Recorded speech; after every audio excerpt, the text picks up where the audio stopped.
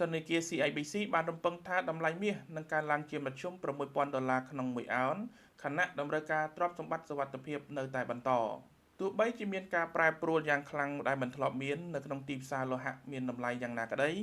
ធនាគារកាណាដាមួយនេះនៅតែមានសុទិដ្ឋិនិយមចំពោះតម្លៃមាសនិងប្រាក់ហើយរំពឹងថានឹងឃើញតម្លៃហក់ឡើងខ្ពស់នៅបំណាច់ឆ្នាំ2026នេះកាលពីថ្ងៃពុធអ្នកវិភាគទំនិញដែលអាចជួញដូរបាននៅធនាគារ CIBC បានចេញផ្សាយការព្យាករណ៍តម្លៃមាសដែលបានធ្វើបច្ចុប្បន្នភាពដោយពួកគេមើលឃើញថាទីផ្សារនឹងមានតម្លៃជាមធ្យម$6,000ក្នុងមួយអោនដែលស្មើនឹង$7,229ក្នុងមួយរំលឹងនៅបំណាច់ឆ្នាំ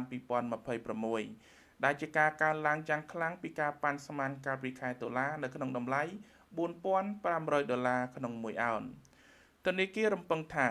តម្លៃមាសនឹងបន្តស្ថិតនៅក្នុងនិន្នាការកើនឡើងយ៉ាងទូលំទូលាយដោយតម្លៃមធ្យមភាគនឹងឡើងទៅដល់ចំណុចកំពូល